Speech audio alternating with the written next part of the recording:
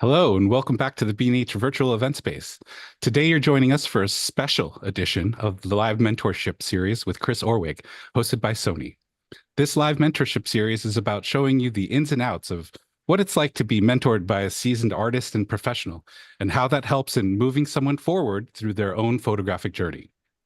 What makes it a special edition, you may be asking? Well, our first edition of the series, I think it was the first. It featured Event Space's own host with the most, Derek Fassbender. But anyone that has watched us before is pretty familiar with his face and voice. Usually behind this curtain is our own Wizard of Oz, Danny Moallem. He keeps himself concealed in the background, making sure all of this live content is getting to you. Today, though, Danny will be Chris's mentee, getting a little guidance through his own burgeoning photographic pursuits. Gentlemen, welcome back. All right, that was quite an Thank you for intro. That set it up. And Danny, I'm so glad that you're here. This is going to be amazing. thank you for having me. And Yeah, thank you for being our event-based therapist. yeah, We're lucky to True, have you. yes. yes, you're welcome. So tell me about your problems. No, I'm just I got a lot of them. yeah, and it's so delightful to be here. And this is such a rich, deep community I learned so much from. So great to get to be part of it. And want to give a little context. You guys already know this, but that I'm here at the Sony event called Sony Cando. And I got a free backpack with full of who knows what free, kind of fun stuff. I got free sunglasses, and they're kind of nice Sony orange. But more than anything, it's their time when they bring together hundreds of people, multidisciplinary people. The CEO of Sony comes, the people who make the cameras, the engineers, the content creators, the YouTubers, the TikTokers, the photographers. So anyway, it's a chance for all of us to gather. So that starts today. So it's kind of fun. And the reason I mention that, it's fun, but also it's one of the big ways that I get mentored is by spending time with the community. And sometimes mentorship, I think, is formal, like we'll be doing, Danny, you and I today. Sometimes it's informal. And what I mean by that, and I just want to throw this out there for everyone listening, is that sometimes it's like you hire or work with or something, a mentor, but sometimes you just hang out with other photographers and you learn and you decide that this time with this person is going to teach me something. And so maybe just to give context of that, one of my good friends, and I would say mentors, Chris Burkhardt, I often love being with him when he's capturing photographs because he doesn't stress out. And I usually do. And so when I'm around him, what I gain is like, okay, Chris, just calm down. This isn't that big of a deal. So anyway, there's lots of ways to learn, but today we're kind of focusing in on Danny. He's in the hot seat. He has kindly agreed to talk about things. So just to start it off a little bit, let just introduce maybe tell me, let's say if we're starting our session, just a little bit about who you are, your life. And the reason why I'm doing this, and we're going to kind of go back and forth between asking questions and talking about why I'm asking those, is context is everything.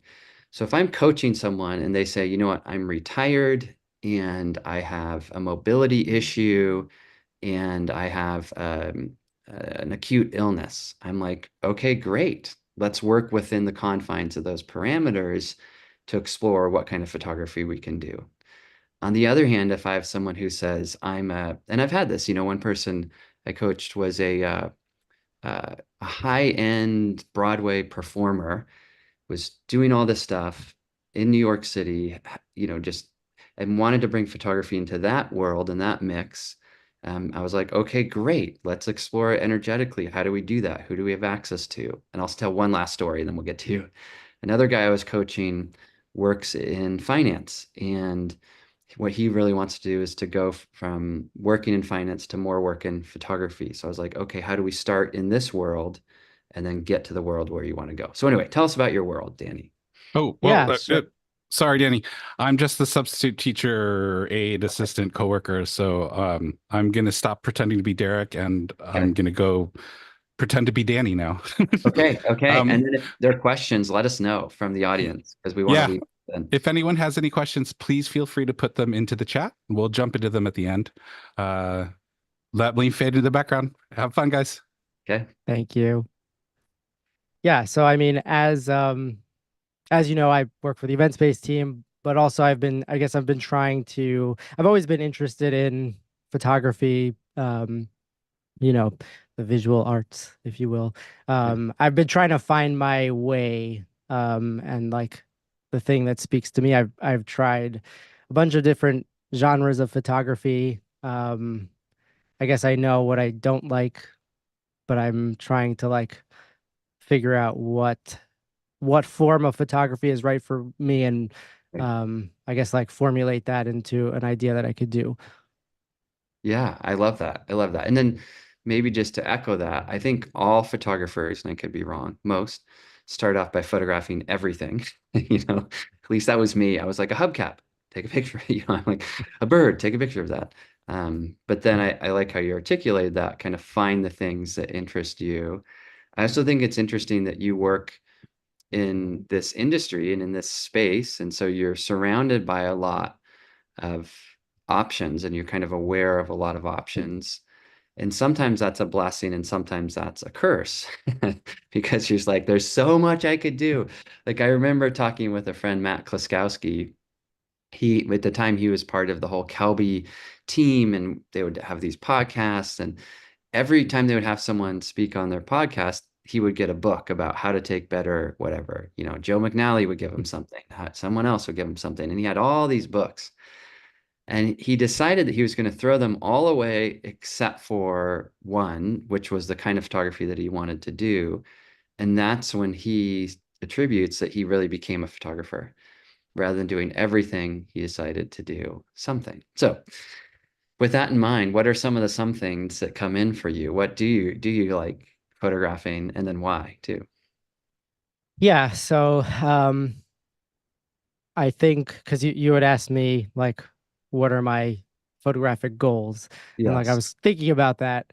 Um This was in and an email beforehand, just so yeah, everyone. yeah, yeah, sorry. Yeah, yeah. Um I enjoy photography where I can like capture a slice of life of a moment in time like that can bring me into a world that's different than my own and that I can learn something from, something that's like authentic and um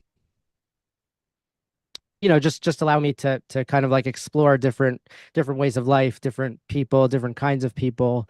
um I'm really interested in like the mundane aspects of life. Mm, Like, that I saw, I don't remember the name of the photographer, but somebody did a photo project um, about looking inside people's refrigerators.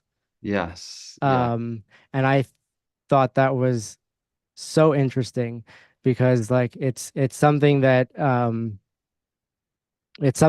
is so mundane. Mm, Everybody like has a refrigerator, everybody has it, you know, no, it's not something, a refrigerator is not something that, you're expecting people to go in and you're expecting to like show off to other people. So it's kind of like you catch somebody in like an intimate moment, mhm. uh, like seeing the inside of the refrigerator, and it tells you so much about a person. Um, and it shows you how people are different, and it also shows how people are the same. Mm, And I guess I'm fascinated by like by that seeing how people are different, and then the universality of the human experience. yes.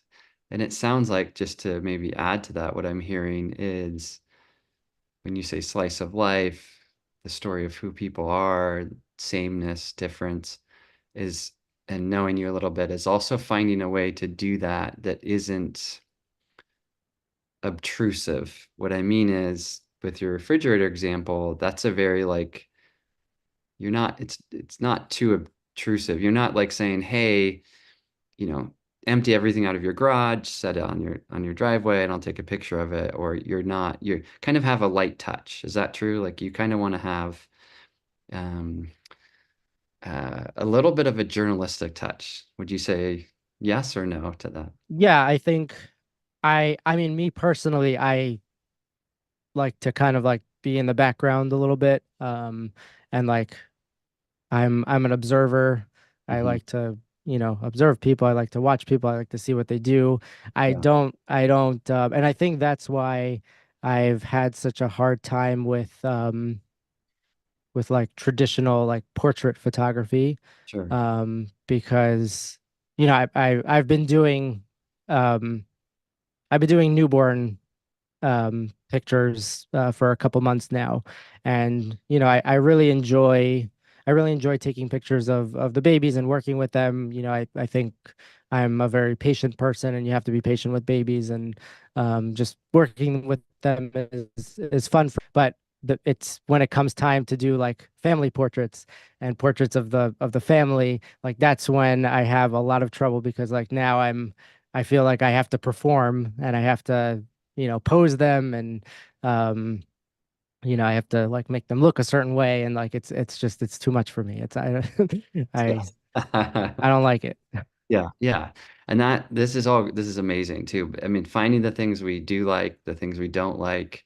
What I was kind of referring to is like the light touch or um, there's sometimes, and maybe you've heard me say this, but I'll think of my role as a photographer, and then I'll bring this back to your role. But I think I can work journalistically, which is like an event happens.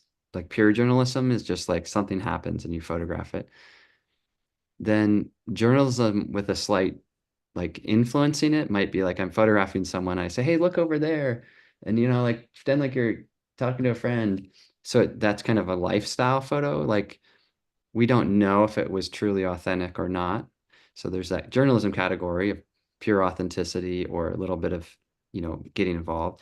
Then in the middle, I think there's what I call is like an artisan, which an artisan craftsperson takes a tree branch, like there's a little tree out my window, and would carve it into a bowl. So they're sort of honoring the grain structure. They're really working with the natural materials. And then on the other side is the playwright who's like, this is a blank stage, and I want this person to be a character on the stage. I was just at Adobe a couple days ago, and Russell Brown, I don't know if you know him, but he is like the ultimate playwright. He like photographs these people as these outlandish characters doing these wild things, and there's this big drama, an element of surprise, and so he's really telling stories in this amplified, big way. I think the artisan, it's a little bit quieter, and then the journalism maybe is even a little bit quieter. So back to you for a second. Let's say to the refrigerator thing, if you decide to do that, you could do that completely on the sly. You just go to your friend's house and take pictures in the refrigerator, right? So that would just be like pure journalism. Like I'm just documenting something I think is interesting. You could also say, hey, I'm doing this project. This is more an artisan. I'm doing this project, and I'm kind of showing how like refrigerators, sameness, different. Could you open your refrigerator? Tell me a little bit about it. And they'll be like, oh, I'm so embarrassed, the moldy something or whatever. And then you could also do it where you could then take items from the refrigerator and maybe stack them in a shape, and that's maybe you're telling a story, like really bold. So as storytelling goes, as I described all of that range, and there's more ways than that, but what type of storytelling felt comfortable to you in that, or interesting to you? Yeah, I mean, with that, like I actually wouldn't mind. Actually, all three of those Okay. kind of spoke to me in a way, because we're talking about photographing objects, and like I wouldn't have a problem necessarily, like I would like to, if you're using the refrigerator example, like I would like to, I think it would be a cool idea to just go in and photograph the refrigerator as it is, and you know see however they have it set up. But I also wouldn't have, I wouldn't have a problem, like also taking the items out and Yeah. play, because Open it's content. objects, and like Yes, it's yes, different sure. than like posing people, if that Right. makes sense. Yeah. I think with me, I have issues when it comes to like actually like directing people, and like it's a lot. I'm an introvert. I just it Yeah. it's hard for me. Yeah. And then let's play with that a little bit. because I've taught the college level for a decade and worked with a lot of different people. And I would teach these advanced portrait classes, and the introverts typically were just like dreading it. You know, they're like, oh my gosh, you're going to tell us we have to go out and photograph someone. And what I found through those classes, they would last 10 weeks, is the first couple weeks, the extroverts' work was just winning. I mean, it was like, it was so much better than anyone else's, because they had this energy to go out there, find the people, do this work. But by the end of the quarter, the introverts' work was usually better. And for a long while, I'm like, what's going on here? What is this? And I think what it wasn't that the introverts became extroverts. It was that they learned how to honor who they were and bring that into a setting and even say things like, you know, I have to do this project. It's kind of hard for me. Could you ever help me?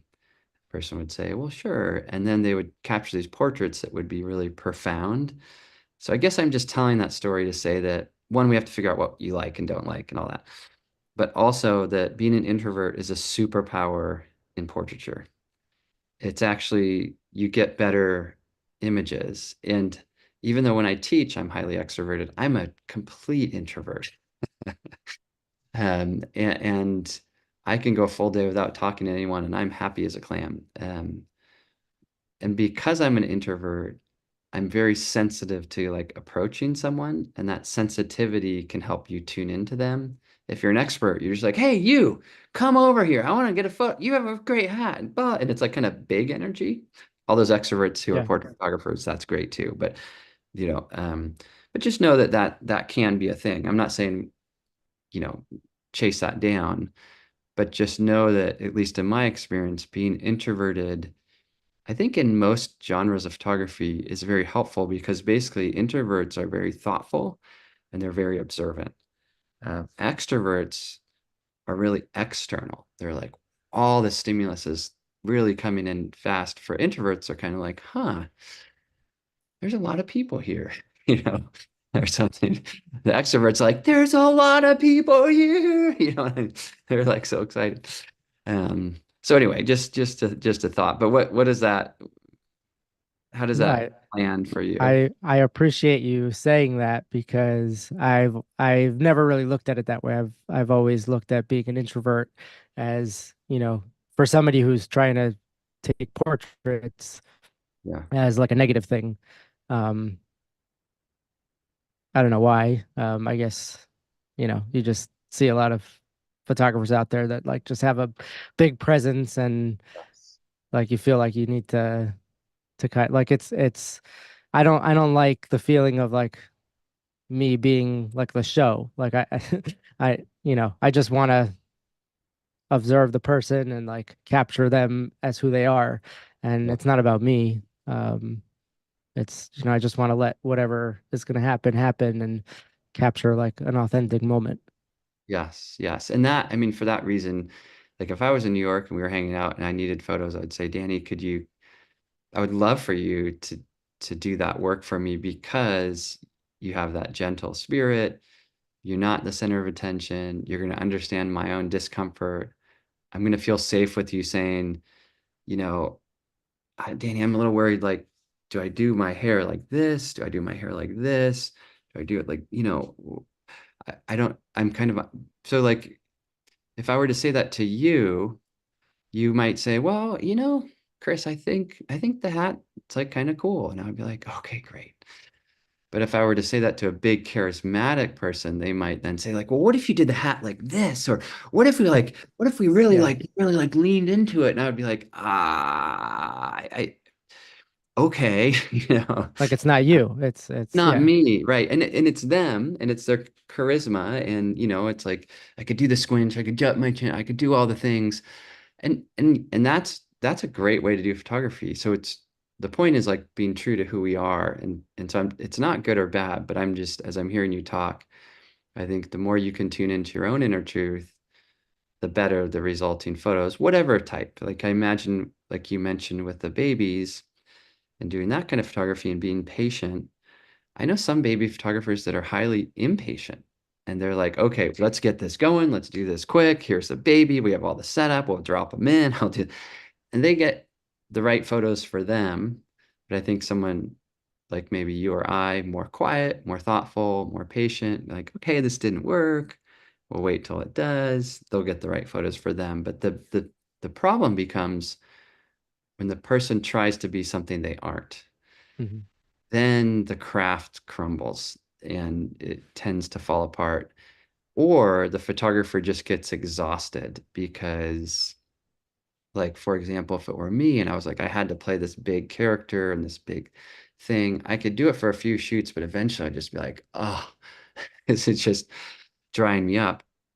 And on top of that, there also are situations that do the same thing, like you talked about, like maybe photographing the whole family. That might be an energy drain, or photographing a wedding that's more than 50 people. Like some people photograph 600 people weddings. It's like we all have a threshold, right? But finding No that through. weddings is my threshold. Yeah, yeah, yeah. You shouldn't have said that because now your best friend's gonna ask you to photograph their wedding. And I know you have images too, which we should talk about images, just to kind of look at them. But perhaps before we get there, um, one of the reasons we're doing this live mentoring is so it's valuable for you, but for other people listening. So trying to have these little pauses to talk about what's the value. And so far, what's your value takeaway? Let's say Zoom crashes and we have to quit right now. You walk away and think, huh, what was worthwhile that came from that conversation? I just knowing that like it's okay to be me and it's okay to be who because I think, I've been going into this, you see a lot of styles of photography out there and you see like other people's photography and you see like when I was doing the baby stuff, like I was trying to learn about baby photography and I would see different photographers' images and there are some images that like, I think they're beautiful. And I want to like replicate that. But then it's like, I start to do that and I realize that it's not like speaking to me. And it's interesting how that happens. Like you could see something that's like you think is like a gorgeous image, but then when you try to do it yourself, it's like something is not clicking. Yes. And I think that's fascinating. Yeah. And tuning into what's clicking and not maybe is what, I'm hearing you say. It's Yeah. like, Yeah. in letting that be a guide, and maybe to make this about me just for a second, is like I did, I love people photography. And one of my clients had some products and said, will you do some product stuff for me? And I said, sure, and I did it. It turned out great, but it just did not like light the spark. And I look at some product photography and I'm like, wow, that is just like so interesting and simple and beautiful. And I love the color and design of it. And so it's not that I don't love it, just looking at it, but the creation part of it, I was just like, huh, like just a bunch of products. Yeah. So for me, the exercise was like, okay, Chris, like you can do this if needed, but just know this isn't going to be like feeding the soul or lighting the spark. And constantly kind of tuning into what does, because I think we become our best version of ourselves as a photographer when we're finding the things that are kind of lighting the spark a little bit. Yeah. Yeah. Makes so much sense. It does. It's kind of funny how photography is kind of simple. Like, but also not. Like I can look at people's photographs and we learn a lot about them, right? And the more closely aligned they are with us, the more autobiographical, um, I think the better. Like, I don't, the more they're aligned with who we are, I guess. But yeah, but let's look at some images. I know you have Sure. some stuff to share. I think it would be fun to go through that. Let me share my screen. Okay. Okay. Oh man, love this. So do you want me to like go through them quickly or? Well, how about I'll kind of, you talk, I can talk, and then we'll say forward or backwards. Does that sound Okay. good? Yeah. So I mean, I have a few newborn images, and so this is, so I when I was looking into doing newborn photography, and I was looking at different styles, I had noticed that a lot of newborn images are the same. And you go on like newborn photographer Facebook groups, and everybody's like trying to like do the same exact thing. And Yes. that really, like, I don't like that. I don't want to do the same stuff that everybody else is doing. Right. I think the images that come out, you know, in that particular style where they have like a lot of like crazy colors, and lots of props, and Okay. posing them in crazy ways, like, I think they can be cute. But first, it doesn't feel authentic to me. Yeah. um it feels like the baby is just a supporting character, and like it's not about the baby themselves. um so I've tried to like, and I'm trying to figure out a style that like speaks to me more, and something that's more authentic to like what I think a newborn picture should be. Yeah. These pictures that I've been doing, and the style that I've been doing, I I've gotten inspiration from other photographers, so like I don't feel like this is truly like mine, if that Yeah. makes sense. Yeah. So I think this is something that I'd like to kind of work out. But this style of doing newborn portraits feels the most authentic to me that I've found so far. So I did it on like a bed with a like a white sheet, and Yeah. this the parents provided this outfit, and I kind of just let them lay there, and I do like back and side and tummy poses, but I don't really like pose them. I just Yeah. kind of assist them a little bit, and just kind of see what they do. um and I get like different details and stuff, so that's I that's one love of them. I love it. I think well, one, it's fun hearing you talk about it, and I'm just I screenshotted the image and I'm playing with it a little bit, but and it's beautiful, it's natural, it's not overdone. I love how you talked about as well, you articulate this idea that you don't want your work to be like everyone else's. And there's you have also talked a couple times about seeing other people's work and kind of wanting to emulate that. Of course, like that's how we all learn. Um, but what I've found I have to kind of do myself is like, like I have to kind of clear my head out, my like visual inventory of everyone else's work, to get to something that is mine. It Hmm. seems like you're doing that. And I would say this is a beautiful, wonderful, warm capture. The parents are going to love this. The colors, the textures. I mean, it's just like adorable. Um, Thank you. one little thought I would have, like in post-production, is doing and I don't know if you know these techniques or not, but like in a Lightroom or Camera Raw, but doing a radial gradient with soft edges, like around, kind of centered a little bit around the face and covering a little bit of the other areas. Are you kind of familiar with that type of a technique? Yeah, I know what you're talking about.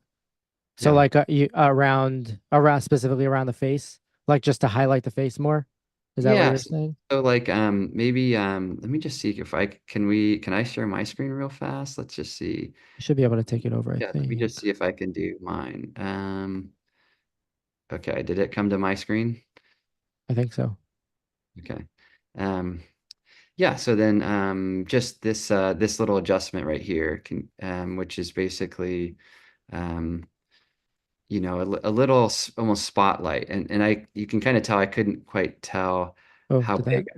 big I wanted it. I don't think But oh, wait, sorry.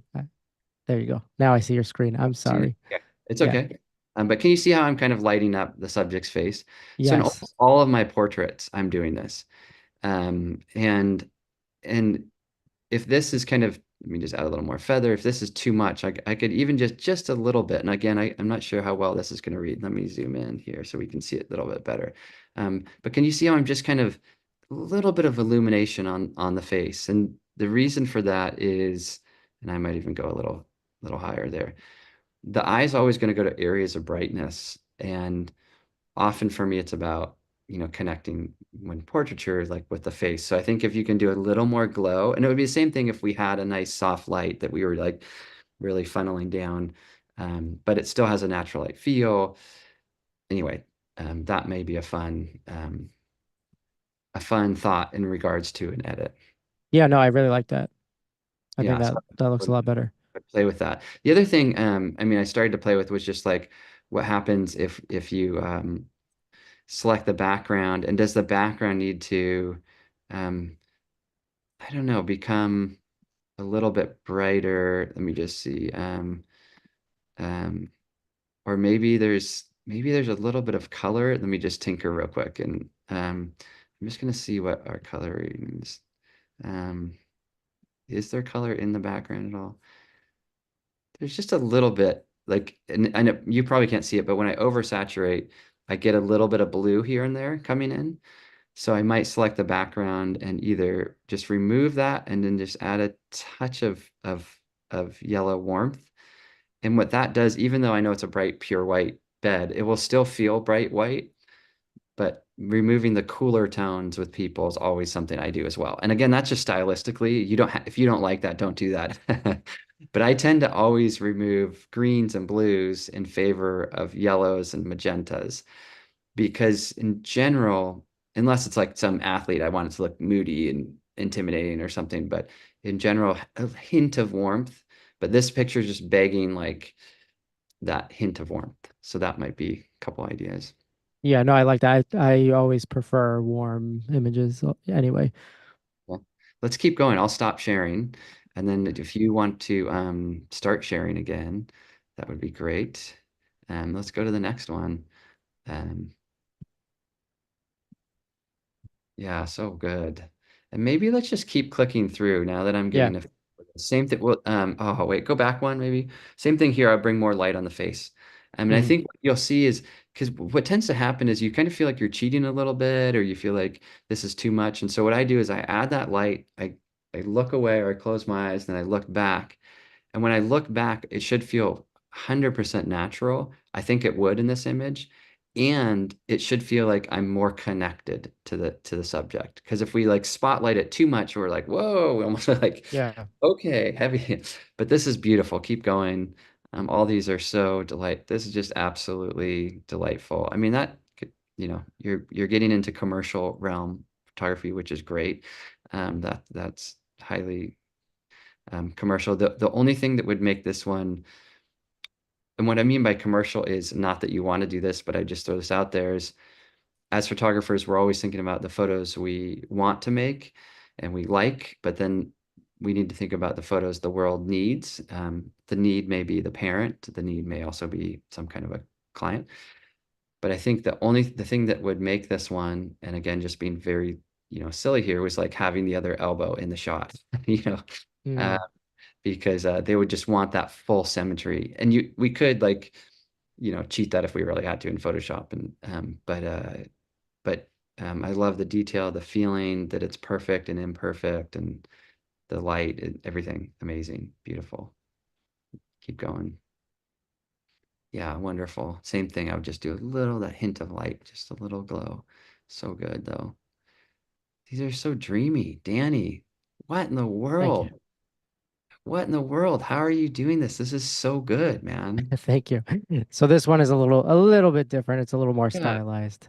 Yeah, but so good. But I mean, do you love this? Does the family love this? Tell Yeah, me. they love their images. I think the problem that I'm having Yeah. is I feel like I'm still like replicating other people's images, and like I feel like I don't have ownership over these, if that Yes. makes sense. So Because you've seen something similar and then now you're trying it out.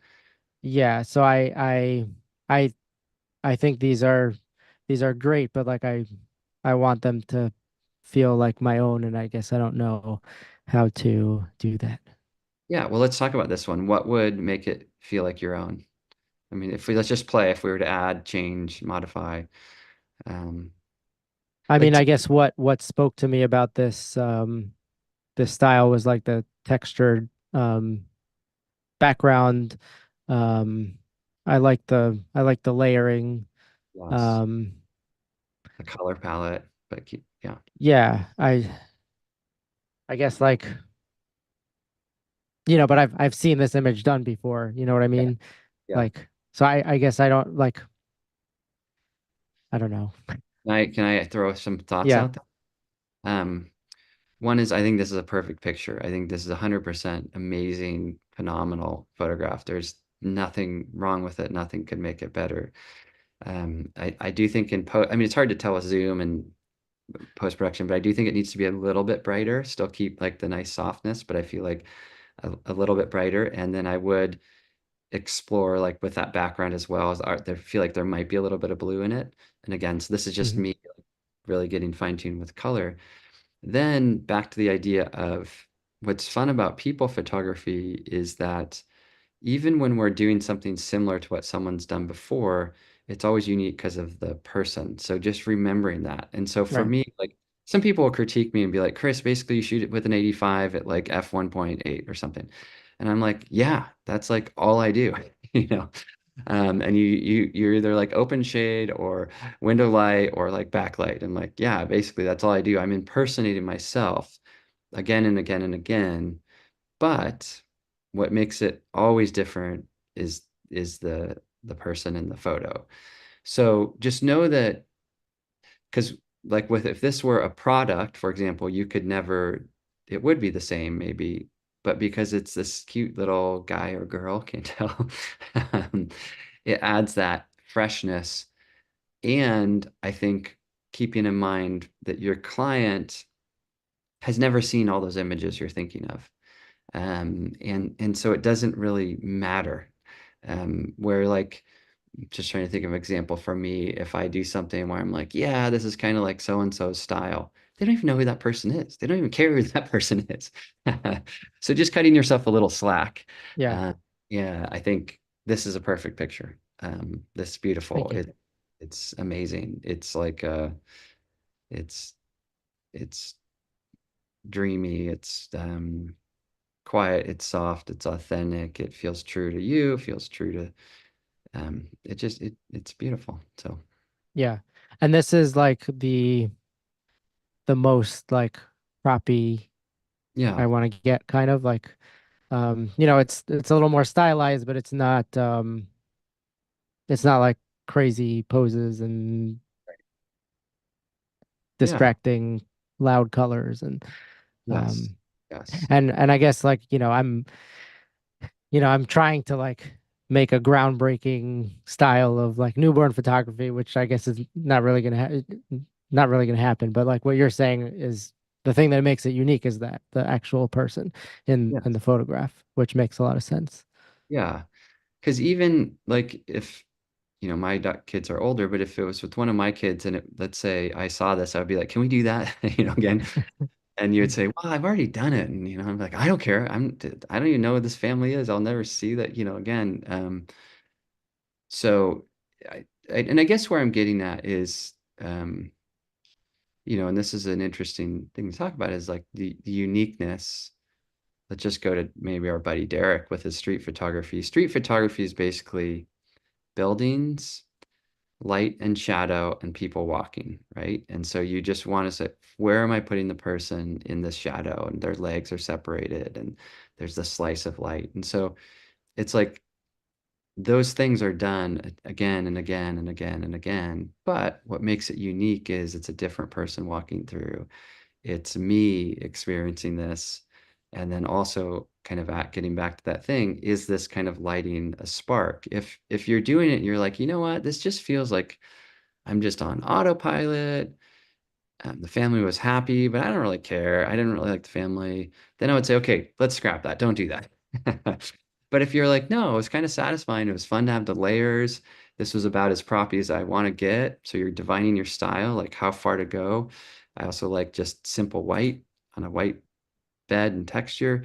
So, so you're kind of developing a couple of ways of doing these things. That's like the ticket. I mean, that's how people develop their style. And then because you're limited, um, the trick is if you try to copy everyone, then you become nothing. Mhm. Does that make sense a little bit? Yeah, yeah, for sure. Let's keep going. Let's keep going.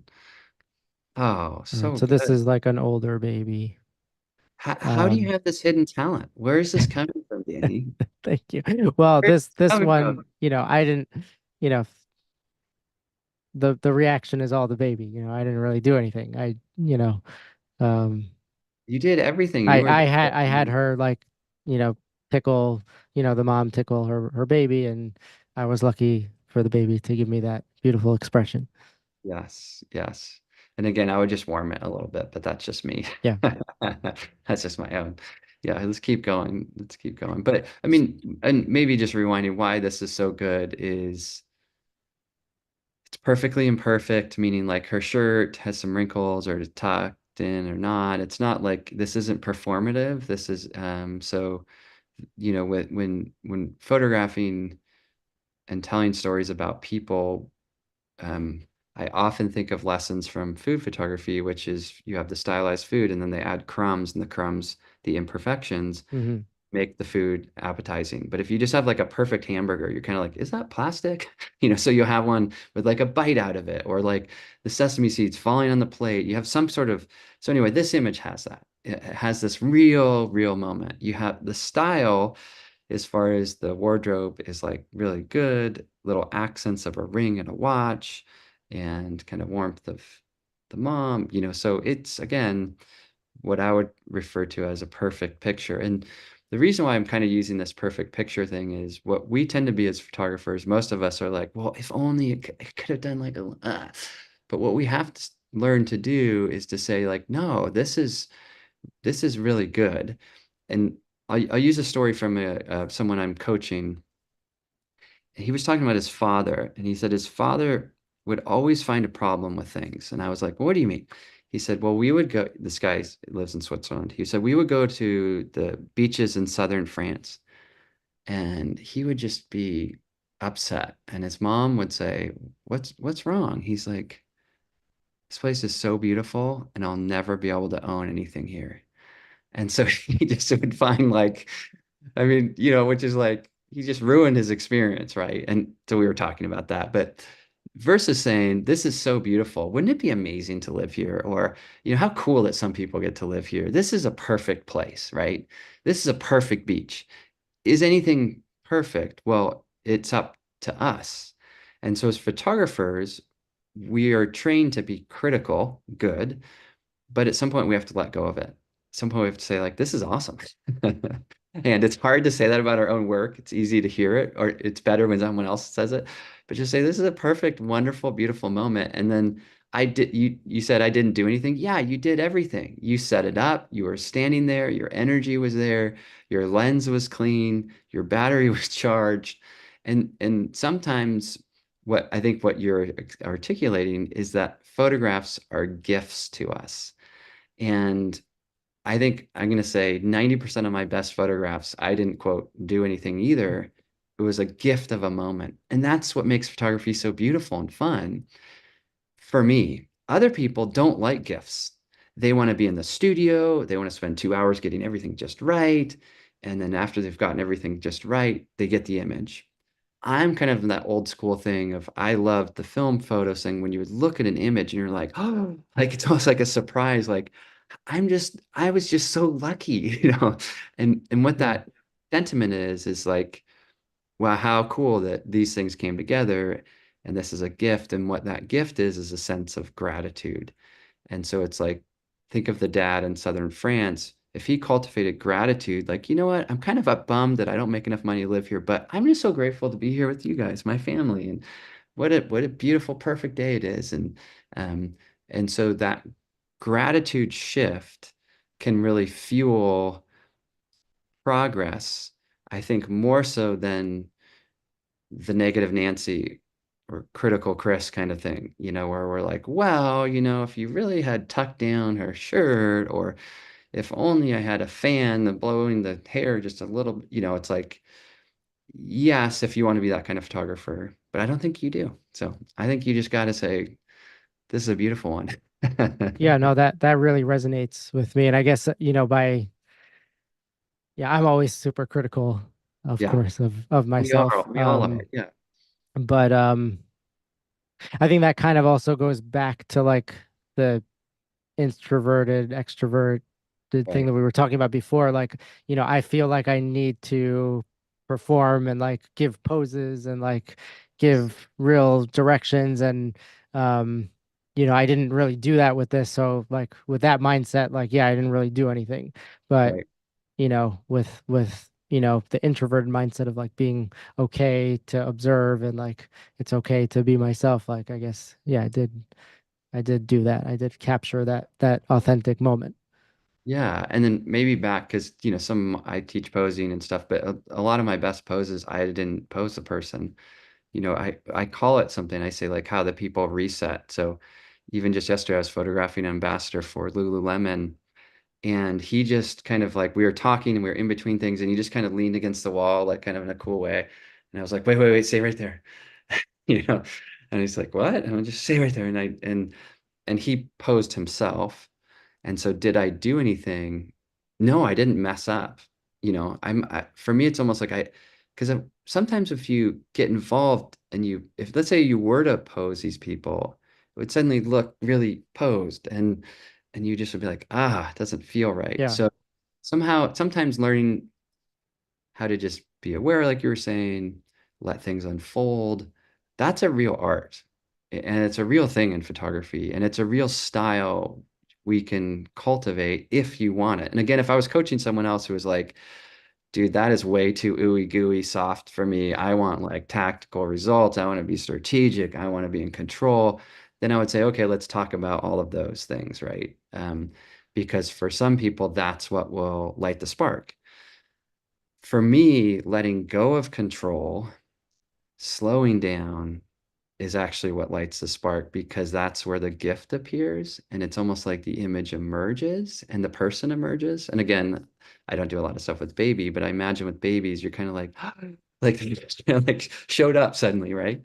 yeah, Uh, you can't control that. You can't, there's nothing, you couldn't have a squeaker. It doesn't matter. It's just going to happen or not. So yeah, and let's keep clicking through just to see some more too. And if sure. there's, So yeah, certain images you want to go to or.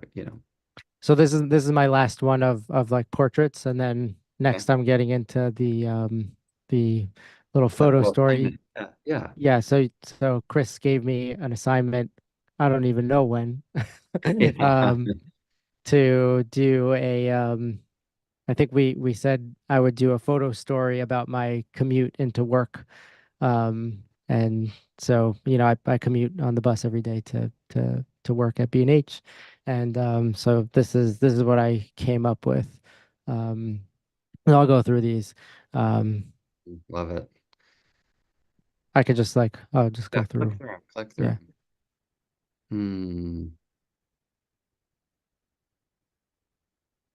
Okay, let me just pause. So I'm already loving this. So I mean, this composition is obviously so good, but what is so hard to do, I mean, back to your thing of mundane, is like when you said ride the bus to work, I had visual images in my mind.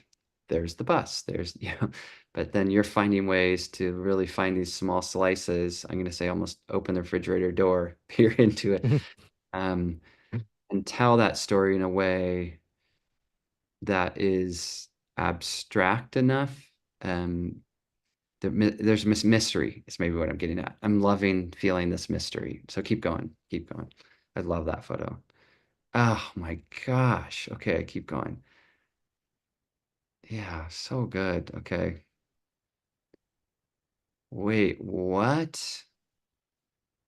This is a tunnel So under. Yeah, go this ahead. is at the bus station, at the Port Authority bus station. Like when you get off the bus, you go down an escalator into the main concourse. Yeah. And I always saw this area. It looked really cool. It looked like a spaceship to me. Um, and so I always wanted to take a photo and on these escalators. And this is amazing, Danny. I mean, not just saying this, you're mind blowing. Thank Part you. of it, we were talking about doing these assignments, and um, part of like a lot of coaching and mentoring is like getting out of our comfort zone, and that photography takes, at least for me, it takes a little bit of courage to kind of be like, well, I'm going to do this and to integrate this into the mix, but then to capture something so deeply poetic and thoughtful, and timeless. This photo will be equally as good today as it will be 40 years from now, as it would be 20 years ago. I mean, we don't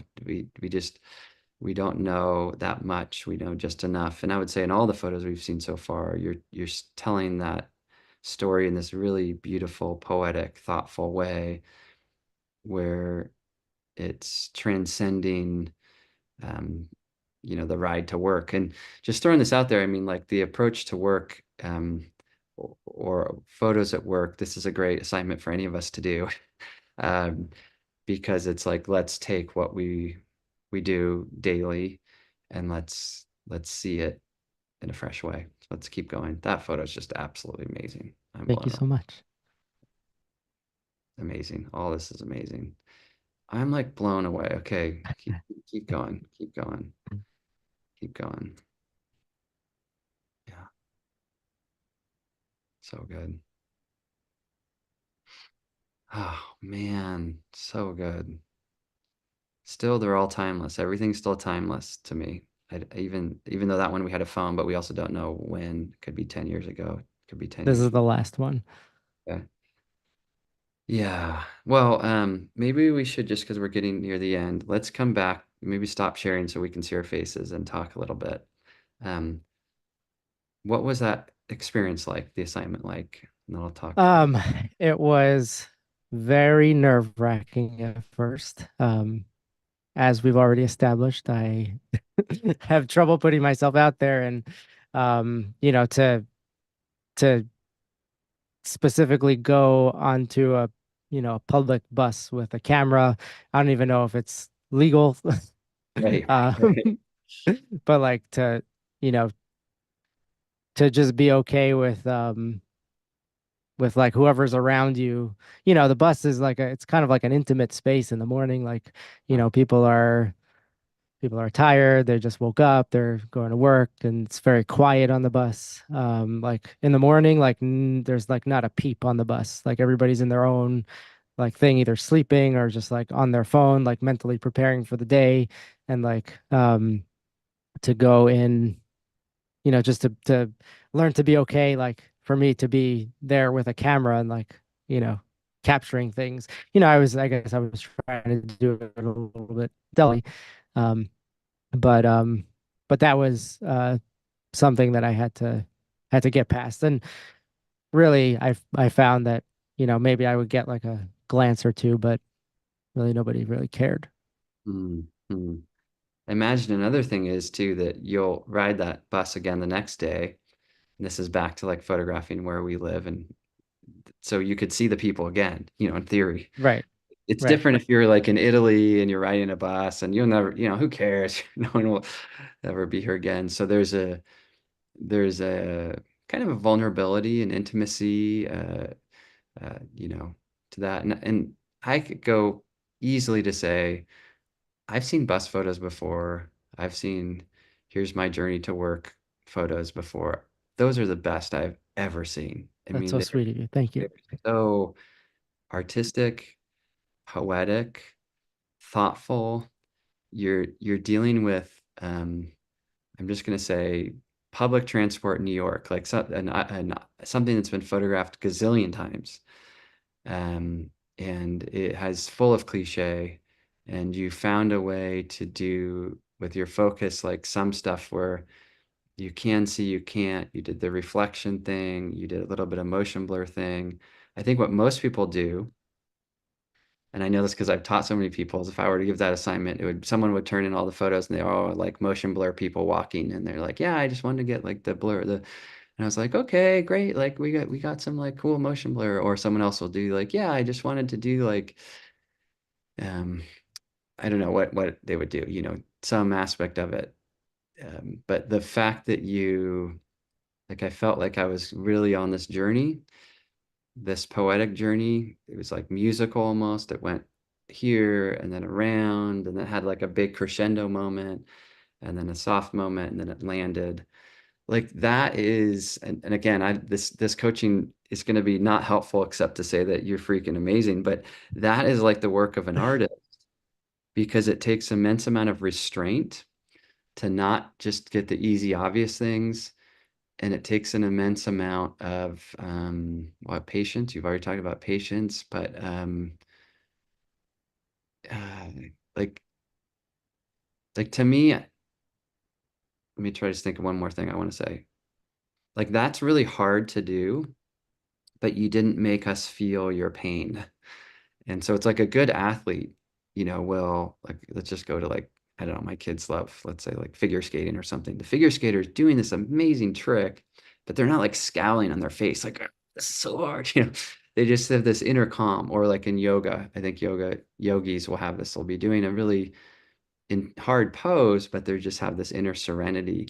So what I felt there was that serenity in those pictures. And to transmit feeling through daily mundane things is really, really hard. You did it, man. So I don't know what you do next, but you're like an artist. Thank you. That's Uh, so affirming. yeah, and it's really neat to see that. And maybe to make this about our viewers too, I think is let's kind of explore what your takeaways are in just a second. So I'll cue you up for like, what do you walk away with this knowing? And then for our viewers, I think thinking through if you're like, okay, I don't have a coach or mentor, how does this apply to me? One is coming up with assignments for yourself to do. A lot of people want to get better at something, but then they're not like actually doing assignments. They're just photographing everything. And that doesn't make us better photographers because if I just was like, hey, just like, I don't know, walk around and take pictures, we wouldn't have had that story you just told. Or even so really having a focus, a start and a stop like you had. Well, you took us through a whole day because that was night at the end, right? I mean, Yeah, yeah. so that's powerful. And then getting someone else, bringing someone else into the mix. And this can be a friend, colleague, whatever. Because I'm sure you had feelings about all these photos like I have about mine. I'm like, I think this is good, but I don't know if I'm just tricking myself but hearing some other voices um, can help us agree or disagree with them. Because sometimes people, like someone else might look at those and be like, where's the bus driver? Or something. Yeah. Okay, this person really needed a concrete bus driver, and I don't. I don't need a bus driver. I mean, I don't need the wheels of the bus. I don't need, you know, the headlights and the steam in the morning or whatever. So positive and negative. Okay, back to you, Danny. What's your takeaway? What do you walk away from this from? And then what do you do next with all of this? This like hidden Yeah. talent. Cannot believe it. Thank you. Well, first, I think it's super important to, I guess, share your images with other people that you trust. Yeah. Um, the feedback that you can get is really invaluable because, like, I'm a person that gets stuck in my own head and I'll like overthink things a million times and I'll like if I'm just sitting there like editing my own photos, um, I there's like no end to like the madness that you can create for yourself with that Yeah. just being stuck in your own mind. So to your mind and to show it to somebody, I think is one of the most valuable things you can do. And it takes a little bit of courage to put yourself out there and to, you know, show somebody else your work that you think is good, but you're not sure if it's good. Um, but just to get that feedback and also the other thing I learned is that, it's okay to be me and it's okay Yeah. to like it's okay to um I am who I am is is an asset in some way. 1000%. And you know, you could draw inspiration from other people, but it has to be done for photography to be truly authentic, and to like truly make an impact on. It has to come from your heart. It has to be like a part of who you are. Um, Yeah. so Yeah. I think those are my big takeaways. I love that. I love that. And then I'll just add one little thing on there. When someone's interested in sharing work with someone, having context for the share, which we kind of set up already. I was asked a little bit about who are you, what are your goals, and all this kind of stuff. Because sometimes people send me photos and they're like, "What do you think?" You know, and in a way, it's almost like someone driving up their car and be like, "Is this a good car?" And I'll be like, I don't know. Like, do you like off-roading? Well, then maybe like a 4x4 truck's good, you know, or do you have a minivan? Is that a good car? Well, if you have like 4 kids, sure, you know. But I just need you need to know context. So when you're asking for feedback, what can help, like if someone wanted to send photos to me or something, be like, hey, Chris, I'm looking to um, do more fine art work. I want to create some work that I'm happy to hang on my wall. Like if you had said that, I want to, you know, I want maybe these photos. Well, I don't know. We don't need to go back to that, but hang on, there want to be wall hangers, or I want to work for these kind of clients, or I just want to do this because it's therapeutic, or I want to do this because I want to exercise my creative muscles, or whatever it is. Knowing that then gives a framework for that person to provide feedback that makes sense. Otherwise, it's just a mismatch, random feedback, which is valuable to just say, like, you know, technically, is this meeting some of the criteria that make decent photographs? But we could almost have AI do that for us, you know. But Yeah. what we really need is specific to who we are, and so I just encourage people to do that. And I know we're kind of at our time, Danny, but like literally, I value you so much. I've always had this hint that you have this spark, and to see it come out visually is it's mind-boggling. And I'm not just saying this. I work with a lot of people and I tell them your work's horrible and let's figure out how to get there. Your work is really, really good. That And means then, really so much. yeah, so the next steps are to then kind of accept that, you know, and say like, okay, wow, I'm good at this. Yes.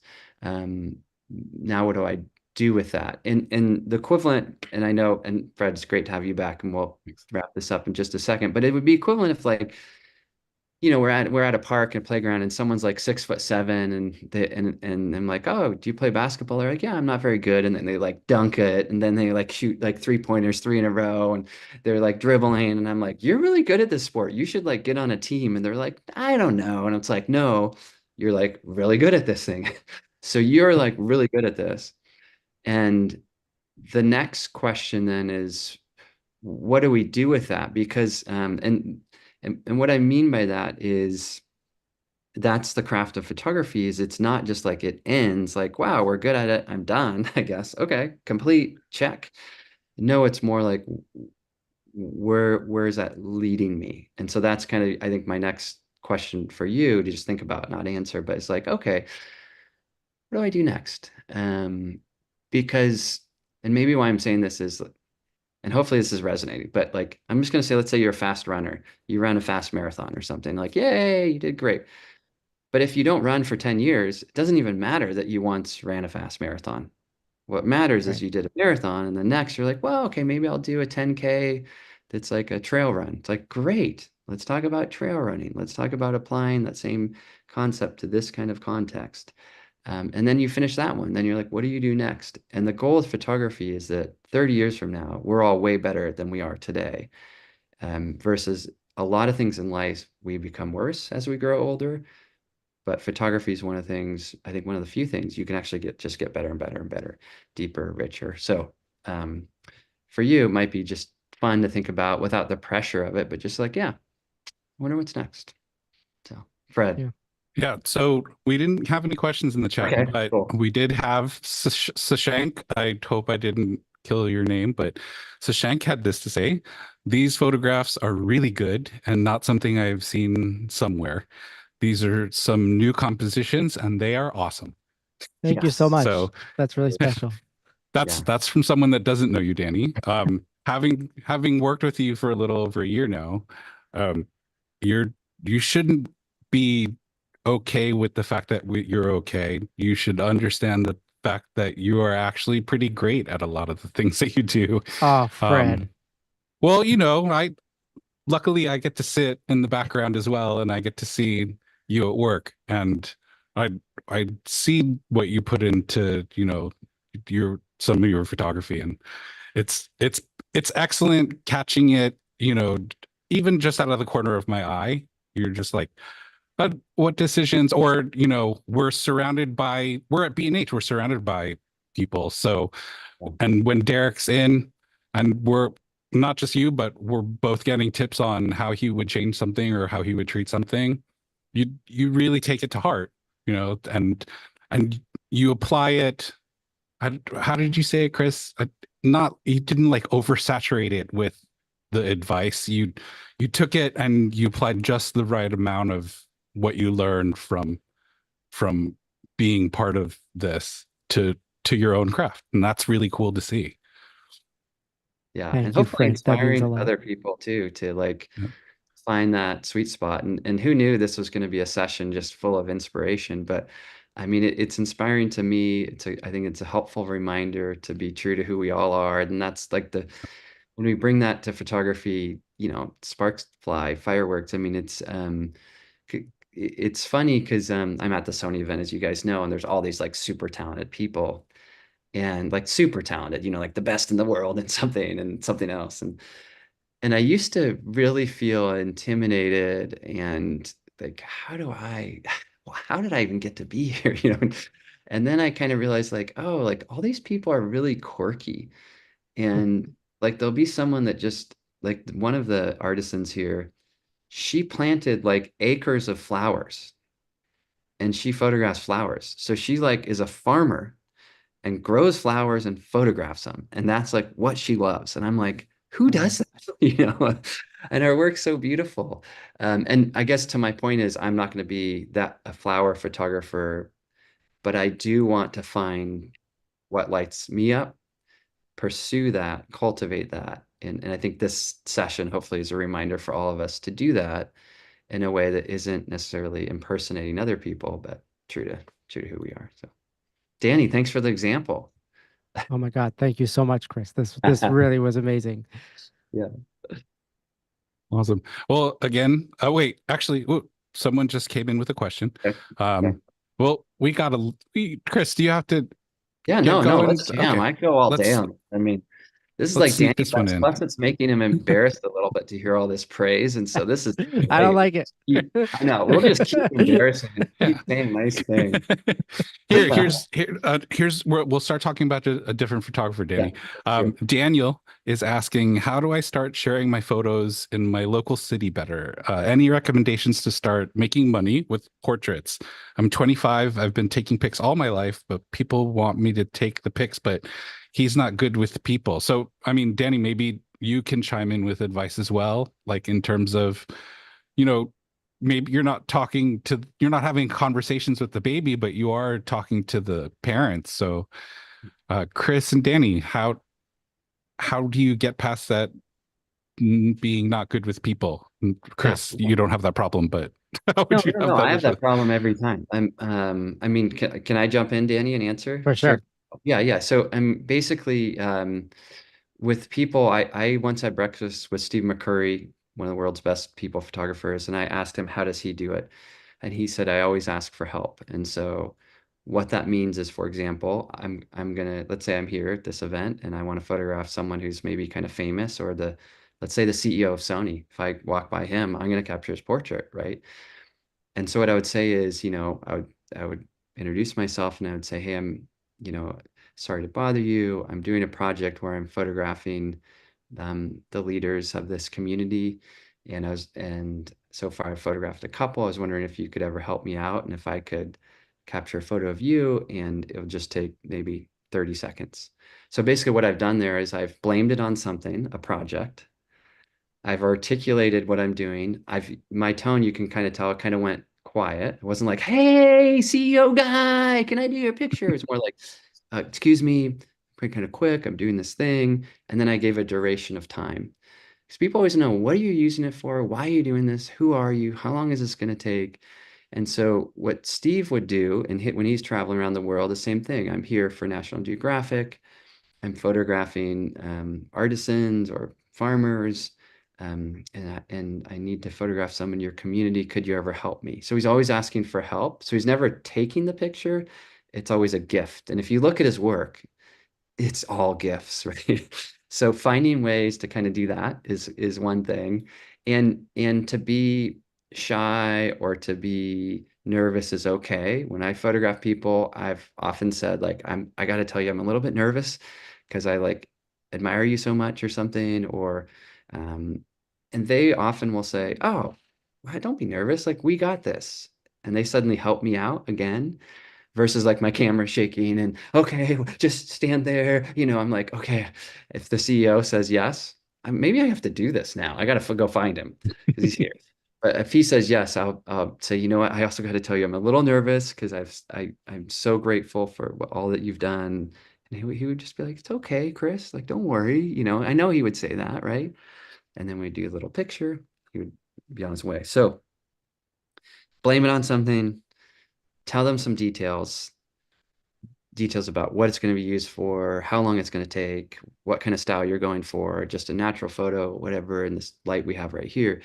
So that's a really huge thing. And then as far as he asked about making money and sharing photos and all that kind of stuff, the money thing is always thinking about the need for the photograph. So if I photograph Danny, I could get a great portrait of you, but no one needs the photo. No offense, Danny. Because it's like Danny doesn't even need the photo. What do I do? Print a poster size picture of Danny and give it to him? Like, what are you going to do with it? Like, hang it, in your living room? It's unneeded. It's fun. We want the photo of Danny because it's kind of cool, but it's not, quote, needed. So the shift to making money in portraiture or people photography of any kind is thinking about need. And what I mean by that is if I photograph an amateur mountain biker, doesn't need the photo. If I photograph a pro mountain biker who has 5 sponsors, all those sponsors need the photos. He needs the photo. He needs to post it to share about all his brands. Suddenly I do that, and then I'm working and making a lot of money off of my photos. And so really just getting creative with the need. It doesn't mean we can't photograph things we just like or people we like, but just know those won't make us money. Like if I took the best portrait in the world of Danny, no one's going to buy it ever. I mean, I don't know. Do you think anyone would buy it? Same thing like of me. Take a portrait of me. No one wants a portrait of me. I mean, how could that ever have any value? But maybe if I was at a Sony event holding a Sony camera, I need that for my sponsor. They need that to show Chris is having fun at the event. So suddenly that person who took the picture has created something that has a little bit of need to it. So just getting creative, and you can get really artistic. You don't have to be all super commercial, but just really asking that question, what that could be. Let me just tell one more story, maybe. One of my favorite photos is Einstein in Santa Barbara, which is the town where I live. And he's on one of my favorite beaches, Butterfly Beach. And there's some society pictures with Einstein and like people with their arms around him. And then someone walked him out onto the beach and he's just standing there in this long coat. And it really tells a story of Einstein and Santa Barbara. And so historically, we need that picture more so than if it was just him with the other people, society people, or him in front of a white wall.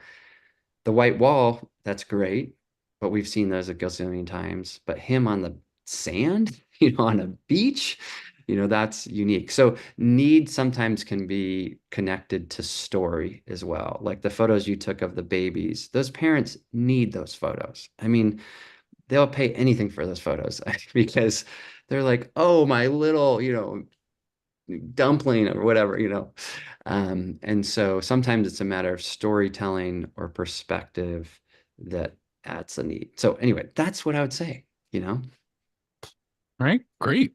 Okay. Well, I think we've hit time. Okay. Again, thank you, Sony, for hosting. Chris, it's always a pleasure. Yes. Danny, I'll see you in the office Tomorrow. And Danny, thank you for putting up with all this gushing and compliments and praise. But and handling that well, because it's much harder to receive that than it is critical critique. Most people, when they show you photos, they say, just tear these apart. And I think the reason they say that, and I know we're at time here, but is because it's easier to be torn apart than it is to say, yeah, this is really good. Because when someone says this is good, you're kind of like, okay, what do I do now? And how do I build on that? So hopefully we're kind of showing all sides of that in this kind of coaching, mentoring. Thank you guys. I'm so grateful to be part of this. This has been a Of course, blast. thank you so much. Everyone watching, thank you as well. If you like this and want to see more, be sure to check out our BH Event Space YouTube page, and be sure to check out both the video section and the live section, as replays of our latest content will be available directly after they first broadcast in that live section. So if you want to watch this again, that live section is where you want to go. Guys, it's been a wonderful edition of the mentorship program. This has been another edition, this has been a special edition of the BH Virtual Event Space. Everybody enjoy the rest of your day. Enjoy Kando.